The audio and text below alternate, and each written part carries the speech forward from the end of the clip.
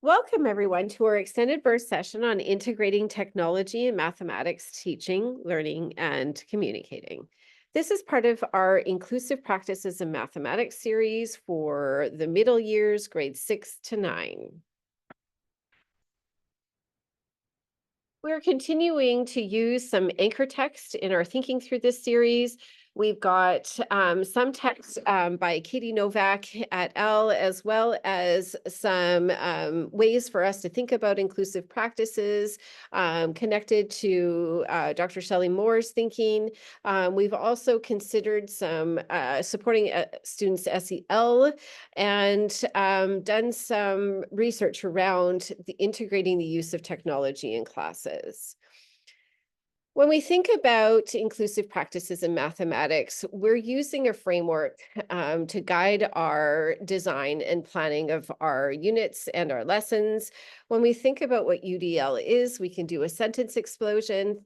Universal referring to all of the students in our class and the variability that exists within them, all the gifts that they bring, their funds of knowledge, their experiences, and also their understanding of math concepts. When we're designing, we're really considering what our learning goals are, thinking about who our students are in that process and how we can plan to provide access to learning. And when we think about learning, we also want to consider any forms of knowledge building and skills that might benefit them. For example, if we think about mathematics, we want to include opportunities for language development and for collaboration. So that's why there's some social goals considered as well. In doing that, when we're designing, we think of ways in which that we can inspire, create curiosity, and engage students in the learning, all the different ways in which we might be presenting information and representing some of the things that we want students to know and do, and then offering multiple opportunities and choices for actions and expressions of what they know and can do.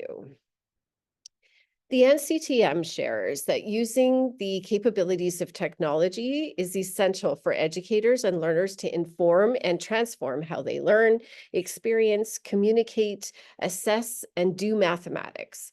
Technology should be used to develop and deepen learner understanding, stimulate interest in mathematics being learned, and increase mathematical proficiency. When technology is used strategically, it provides more equitable access and opportunities for each and every learner to actively engage and participate in the learning of mathematics. So in this session, we're going to consider some of these ideas and break them down into practical uses in our mathematics classrooms, particularly at the grade 6 to 9 levels. We'll think about what we should be considering as we embed technology in our planning and instruction. We'll engage in some learning around conveyance technologies, think about how we can amplify and augment learning with math action technologies, and then we'll consider some of the AI generative tools that are available in the Richmond School District. We can use technology to help us personalize learning to students' interests, needs, and goals, and provide opportunities for them to explore math ideas, for them to collaborate, solve problems together, consolidate their thinking, analyze and evaluate mathematical thinking and strategies of others while using the language of mathematics. But we don't want technology to widen existing barriers to learning. We want to use it to enhance our practice and to connect with students, to spark curiosity, to engage in learning in different ways, while making sure every learner feels seen and supported. So when we're planning and designing learning experiences, think about how technology can support learning goals you've identified as a focus, what tools students might require or benefit from to access the learning, and perhaps most importantly, the digital literacy they'll need to navigate and use the technology that is of focus. This includes supporting students with learning how to use the tools, how to manage the information that they're coming across, how to create and connect ideas, and how to exercise personal and social responsibility when engaging with technology. What we also want to do is figure out when technology is actually useful in the learning process and when that it becomes a hindrance. We'll look at two forms of technology: conveyance technologies and math action technologies. When we are thinking about how technology might be used to provide access to learning, we want to consider our particular students' needs. These are specific challenges or barriers to learning that they might be facing, and the specific tools that can help them in managing their learning. And a lot of the times, these are built-in and customizable features in particular technology devices like our iPads or our MacBook laptops. We can consider how we can support vision, how we can support physical and motor skills, how we can support hearing challenges, how we can support multilingual learners. And as you see on the screen, there are a multitude of tools that can help us do that. Learn38 on RichNet shares quite a few of these options, but I'll share a couple. The digital tools that you can use to support language development. One of them is Immersive Reader, that's available through our Microsoft 365 app, particularly through the Word feature. If you click on View on the toolbar, you'll see the Immersive Reader icon. This provides many options for students in terms of how we might be able to work with the text to make it more accessible for them. We can increase size, spacing, change background color, all of these things to support learning. There's also through our 365 suite, and I'm just showing an example through Word here, that we're able to use a speech-to-text tool that enables students to be able to use the microphone to speak and then see words on the screen. They can do this for note-taking, for writing assignments, for any kind of language learning, especially when they're wanting to practice pronunciation and improve language skills. But it also provides just access for those who are finding it challenging with their motor skills.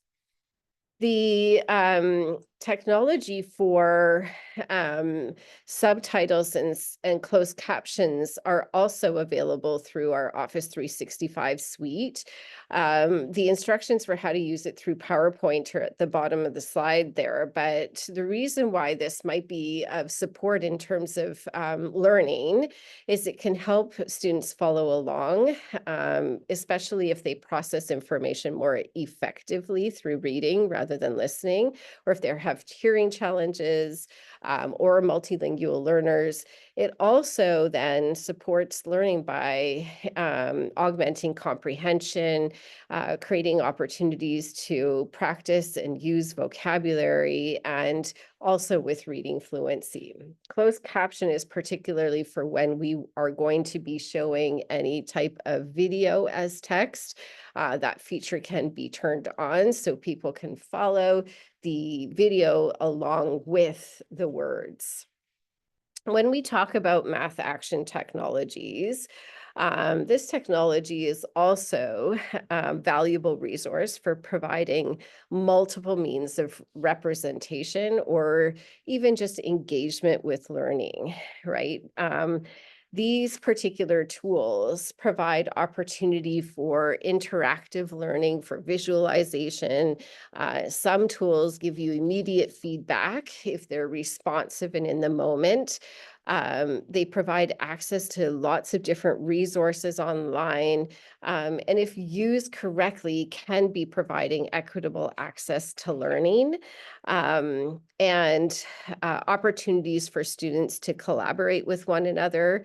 Interesting features also with technology online is that we can make connections to real world experiences so that we can make meaning and hold on to those and see how how we can apply math in the real world. It's also, supportive tool. There are supportive tools for creating some automatic routine tasks, such as calculators, or even when you want to do data analysis really quickly, graphing, for example, and things like that can be helpful. So I want to show a few examples of how we might use technology in the grade 6 to 9 classroom to support math learning. So this screen talks a little bit about interactive math talks.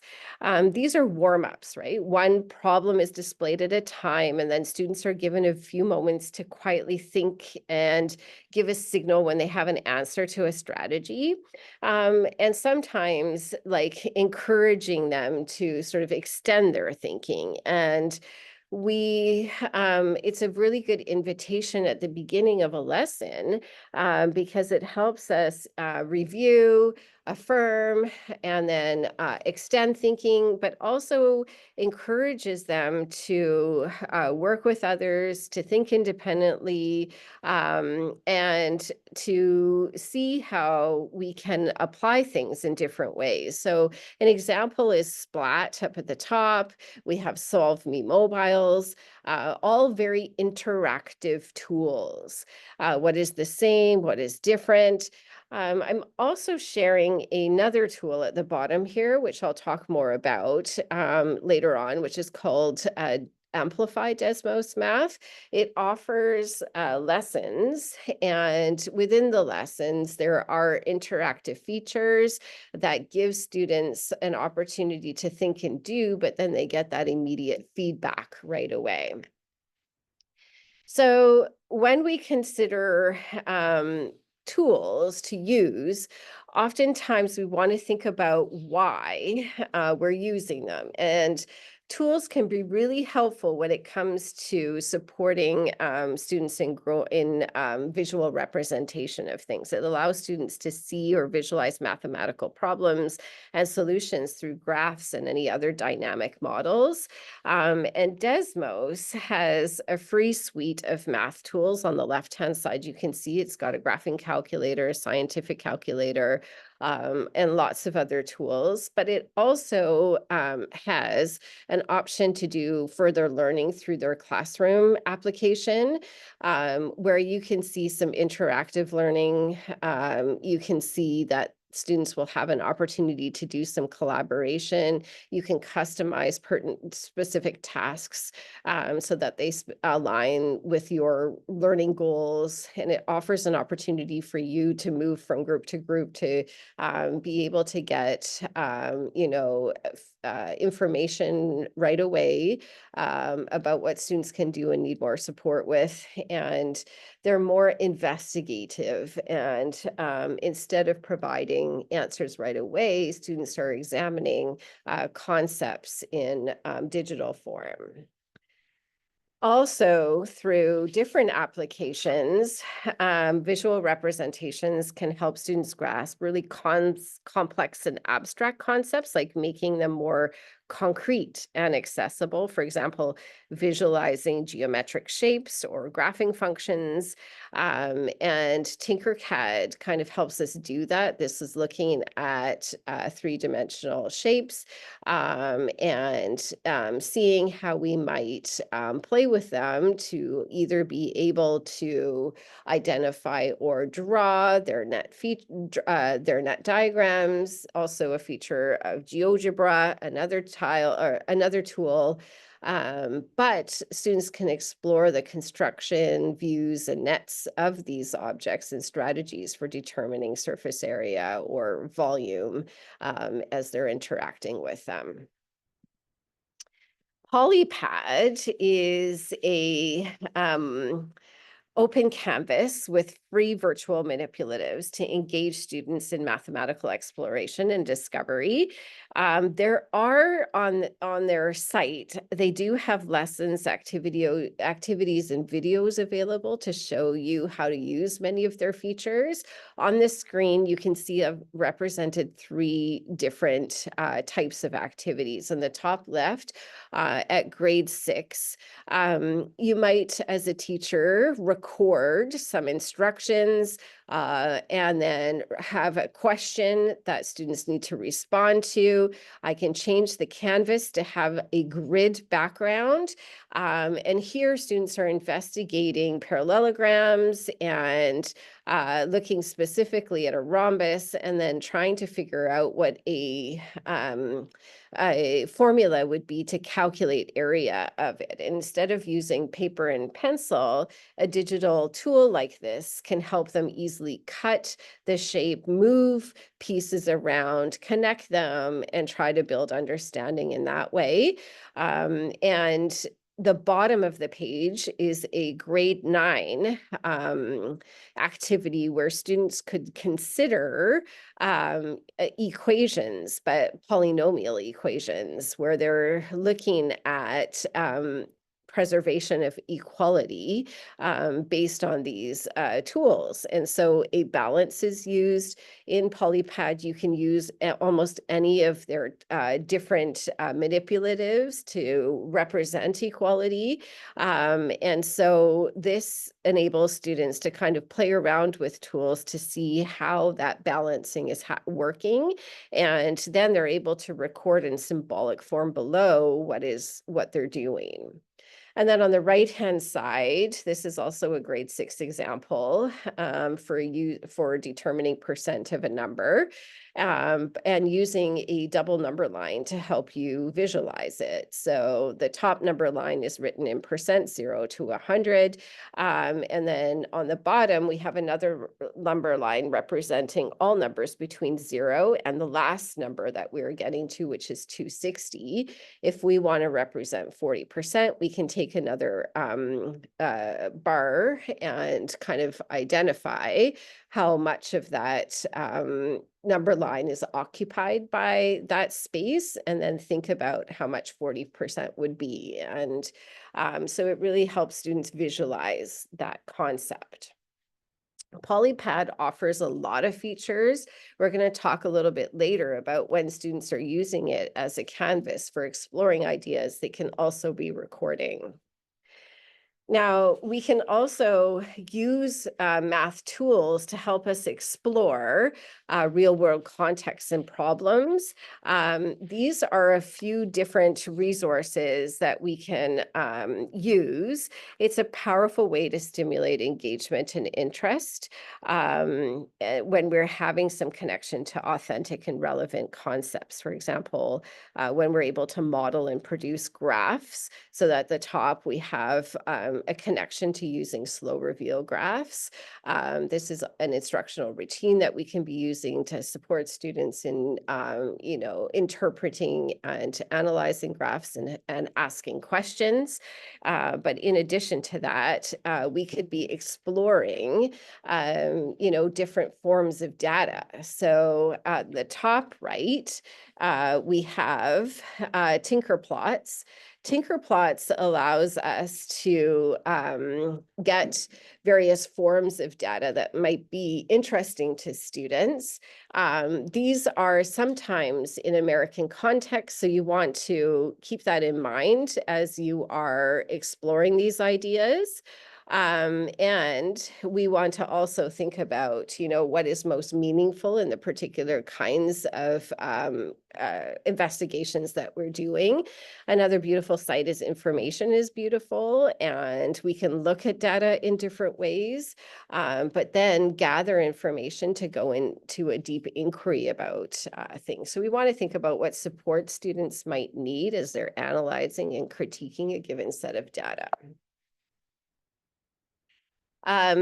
We can also use tools to facilitate group work and peer learning on Microsoft Teams. This is an example of a teacher's class on Microsoft Teams, where she has given some instructions in their general chat, and then provided opportunity for students to either ask questions or to communicate with one another. So in a math classroom, we can use this feature to encourage students to pop in their questions if they're engaged in learning at home and finding some challenges, and others might be in the same spot or have some opportunity to dialogue with.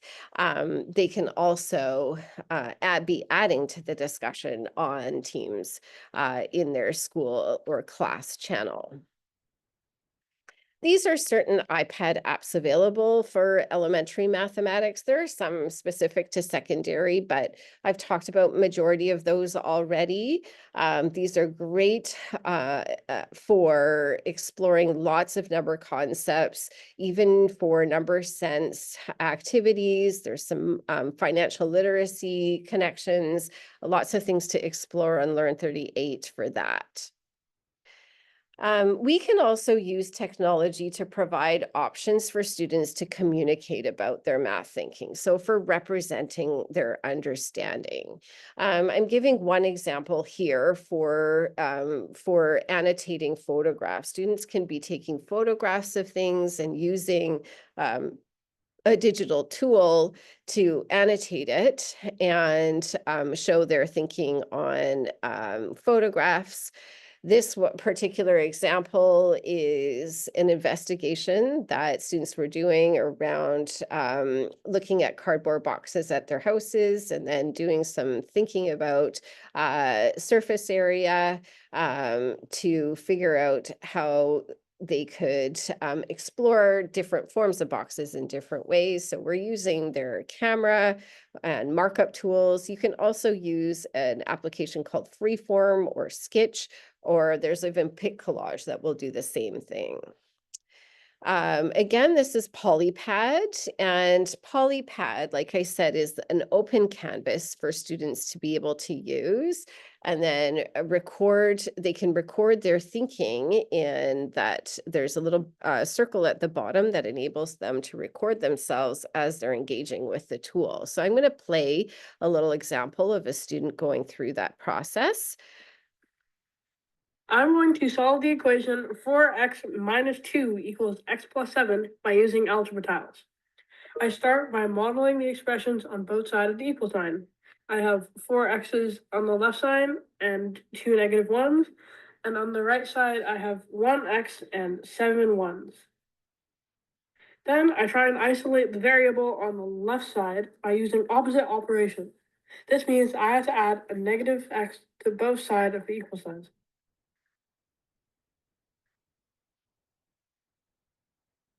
Okay, you get the idea. So Polypad was used to explore some virtual manipulatives. These were algebra tiles. And then the student was annotating as they were working through the process of solving this particular equation. You could also use screencasting if you're using an iPad and or a laptop, but there's other applications that enable you to do this too. Doceri on iPad, and then we just talked about annotation features.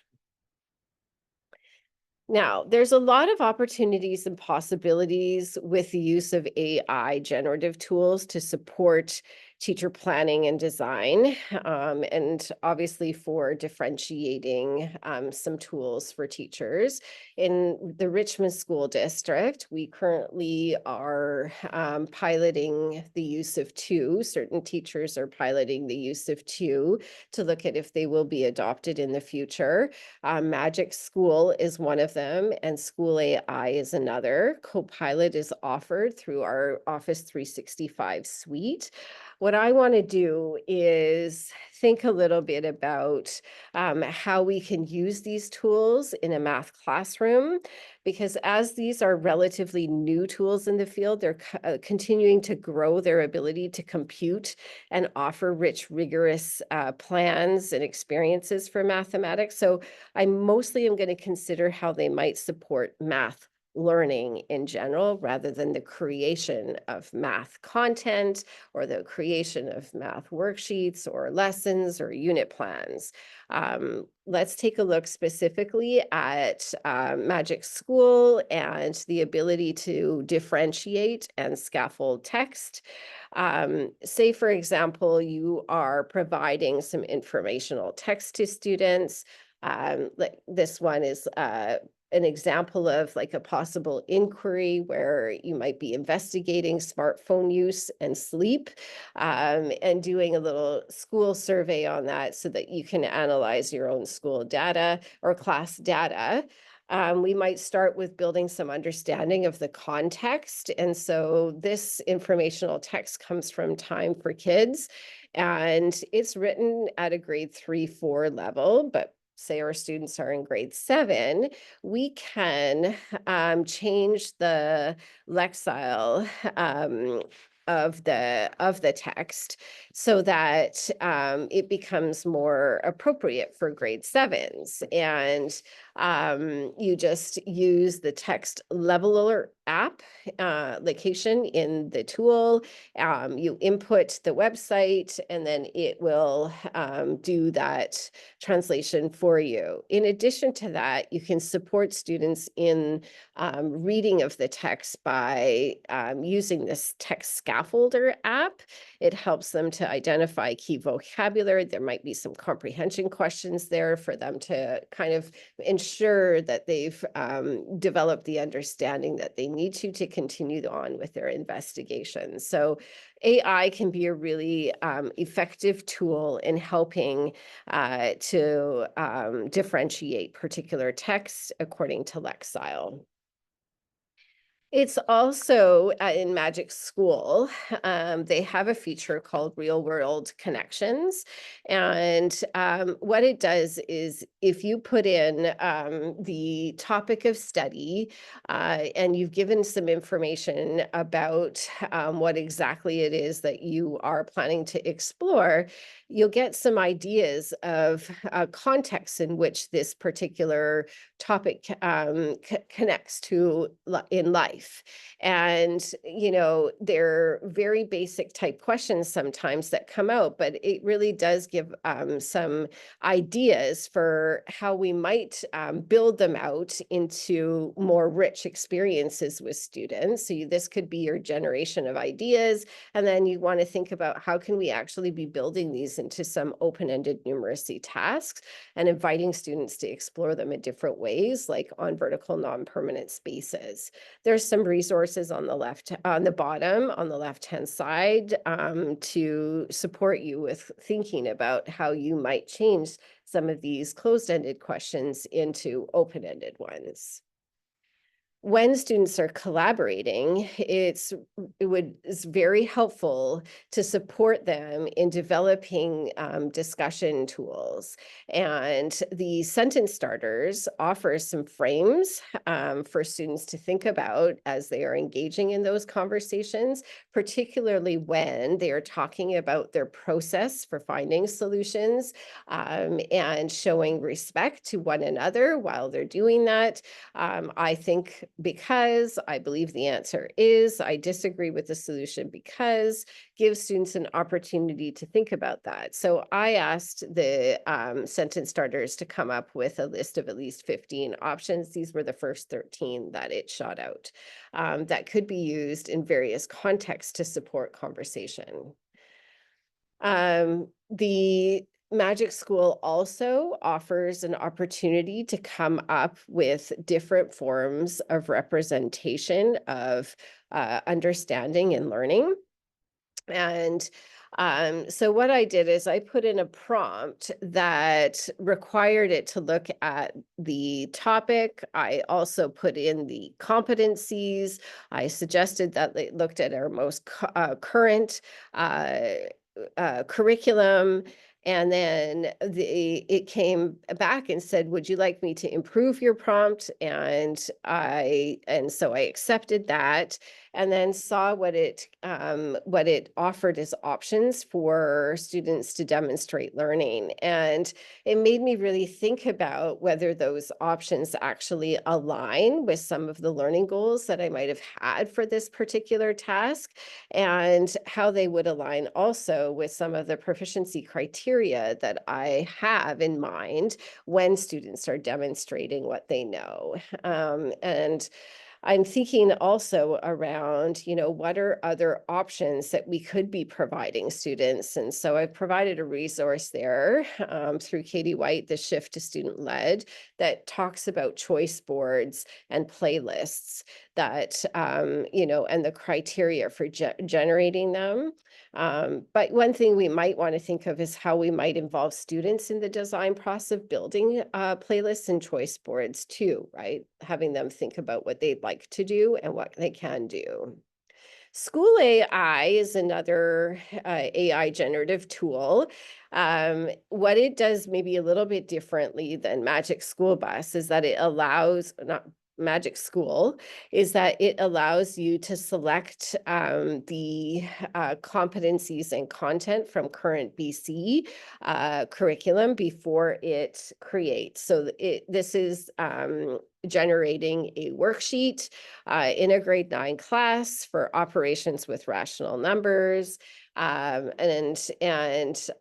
It is taking into account both the content and the curricular competencies as it's spewing out a tool.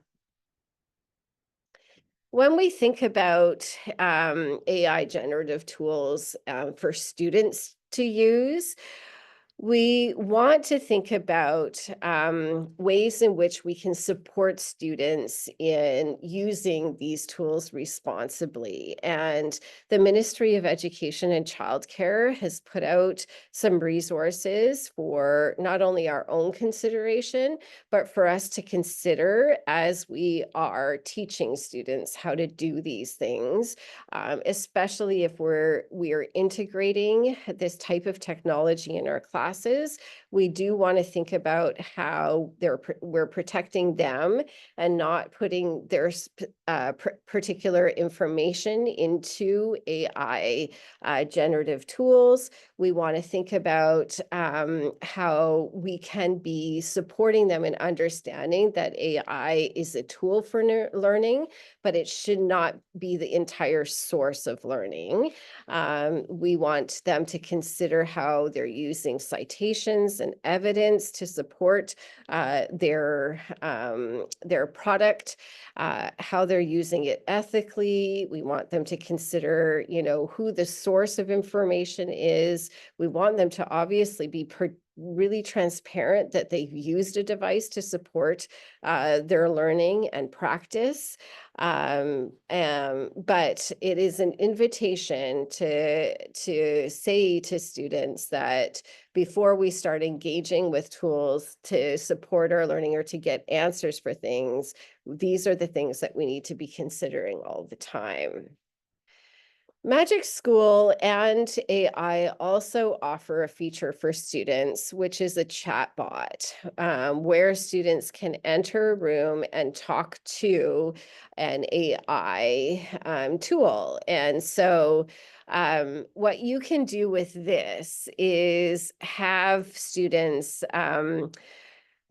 use it to support them in understanding, some steps that are required to come to a solution. So that's what I did is I set up some parameters for the bot and told it that it's to be acting as a tutor, but that will prompt students to ask questions when the chat begins.